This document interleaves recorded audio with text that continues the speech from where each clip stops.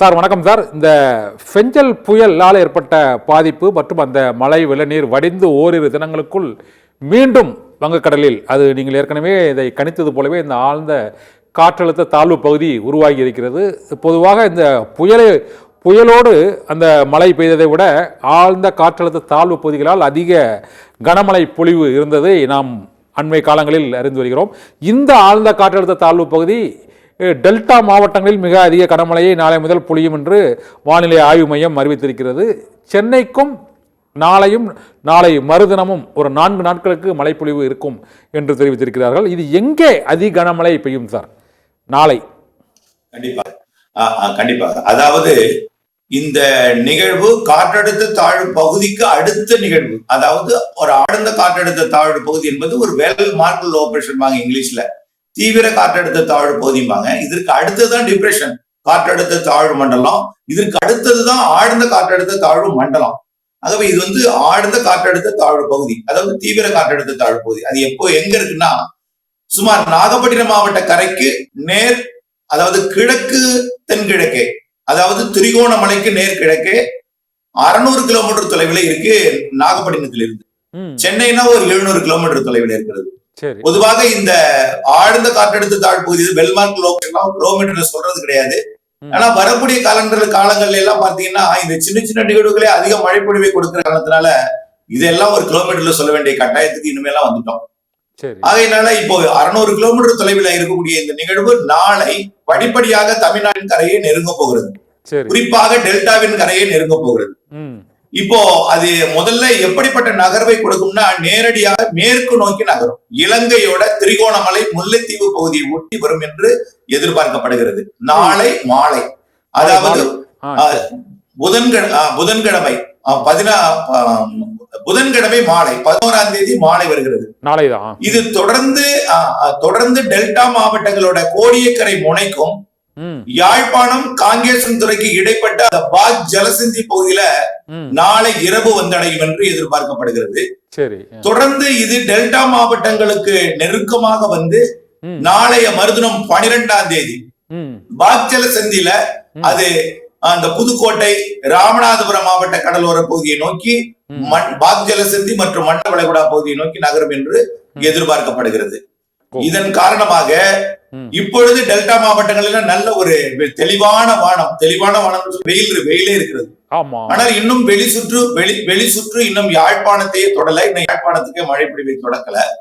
இரு காற்று இணைவு என்பது நாளை அதிகாலை டெல்டா மாவட்டங்கள்ல மழை பொழிவை தொடக்கும் என்று எதிர்பார்க்கப்படுகிறது. குறிப்பாக முதல்ல டெல்டா மாவட்டத்தில் நாகப்பட்டினம் கடலோர பகுதிகளில் நாளை அதிகாலையில மழை பொழிவை தொடக்கும். நாளை காலை அதே டெல்டா மாவட்டங்களின் காரைக்கால் மற்றும் மயிலாடுதுறை மாவட்டத்திலையும், பிறகு காலைக்கு பிறகு அது டெல்டா மாவட்டங்களின் காலையிலேயே அது ஒரு 9-10 மணிக்குள்ளேயே டெல்டா மாவட்டங்களின் ஒட்டுமொத்த பகுதிக்குமே நாளை காலை மழை பொழிவு தொடங்கிடும். நாளை மதியம் நீங்க டெல்டா மாவட்டங்களை சொன்னீங்க. இது சென்னை, காஞ்சிபுரம், செங்கல்பட்டு இந்த வட மாவட்டங்களுக்கான மழைப்பொழிவு நாளை ஆரம்பிக்குமா, நாளை மறுதினம் ஆரம்பிக்குமா சார் இந்த மழைப்பொழிவு? செல்வகுமார் சார், இன்னைக்கு காலையிலேயே இங்க ஒரு மேகமூட்டமா தான் சார் இருந்தது. சென்னையை பொறுத்தவரையில ஒரு 10-11 மணி வரையே ஒரு மேகமூட்டமா ஏதோ ஒரு நிகழ்வு அங்க வங்கக்கடல்ல உருவாயிருக்கிறதுக்கான ஒரு அறிகுறி காலையிலேயே இங்க தெரிஞ்சுது. இது நாளை காலை எப்படி இருக்கும் சார்? வெயில் அடிக்குமா, மழை பெய்யுமா வட மாவட்டங்களை பொறுத்தவரை? அதாவது இன்றைக்கு காலையில அந்த மேகமூட்டம் இருந்ததுக்கு காரணம் அந்த மேகமூட்டமும் லேசான காற்று இருந்திருக்கும். அந்த நேரத்துலதான் அது தீவிர காற்றழுத்த தாழ்வு பகுதியா உருவானது. அந்த டைம் அந்த காலை நேரத்துல அந்த நேரத்திலையும் டெல்டாவிலையும் மேகமூட்ட வானிலையும் சற்று லேசான ஒரு காற்றும் இருந்தது.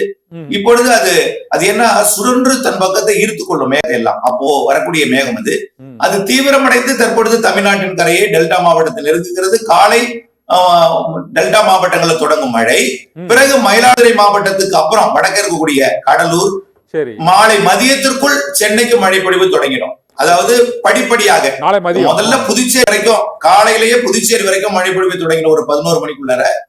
நாளை மதியம் செங்கல்பட்டு, அதற்கு அடுத்தபடியாக சென்னை, அதற்கு அடுத்தபடியாக திருவள்ளூர் மழை பொழிவு தொடங்கும். பொதுவாக வட கடல் ஓரத்துல உள்ளே, அதாவது ராணிப்பேட்டை மாவட்டத்துக்கோ காஞ்சிபுரம் மாவட்டத்துக்கோ உடனடியாக தொடங்கிறது. நாளைக்கு கடலோரத்தில் மட்டும் மழை பொழிவை கொடுத்து கொண்டிருக்கும் நாளை மதியத்திலிருந்து நாளை மாலை வரைக்கும்.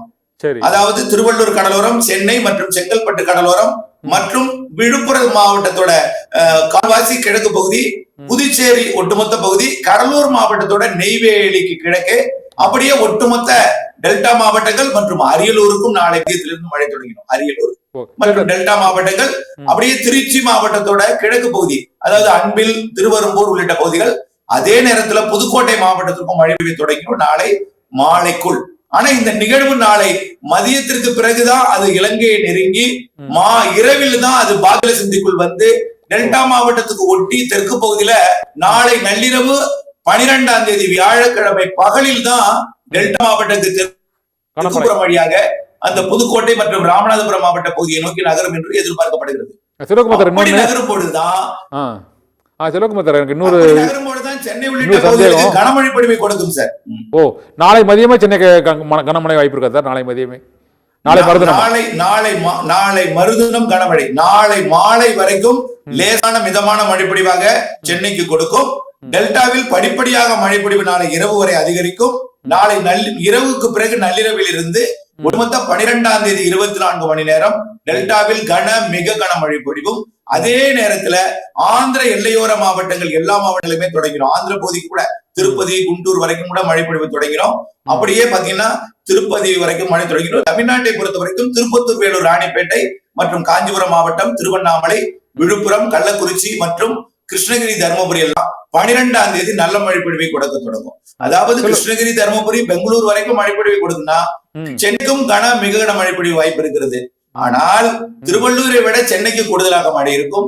சென்னையை விட செங்கல்பட்டுக்கு கூடுதல் மழை இருக்கும். செங்கல்பட்டை விட விழுப்புரத்துக்கு கூடுதலாக, புதுச்சேரிக்கும் ராமநாதபுரத்திற்கும் இடைப்பட்ட இந்த ராமநாதபுரம், புதுக்கோட்டை, தஞ்சாவூர், திருவாரூர், நாகப்பட்டினம், மயிலாடுதுறை, காரைக்கால், அரியலூர் மற்றும் சிவகங்கை, அதே போல திருச்சி, பெரம்பலூர் மற்றும் கடலூர் இந்த மாவட்டங்களுக்கு தான் மிக கனமழை பொழிவு அதிக 12ஆம் தேதி தெரிகிறது. இந்த நிகழ்வு 12ஆம் தேதி இரவுக்கு பிறகு 13ஆம் தேதி தான் இது ராமநாதபுரம் மாவட்டத்திலேயோ அல்லது புதுக்கோட்டை மாவட்ட கரையோரம் வழியாக காற்றழுத்தம் வேண்டாம், ஒரு நன்கமைந்த காற்றழுத்த தாழ்வு பகுதி அல்லது ஒரு காற்றழுத்த தாழ்வு மண்டலமா தீவிரமடையலாம்.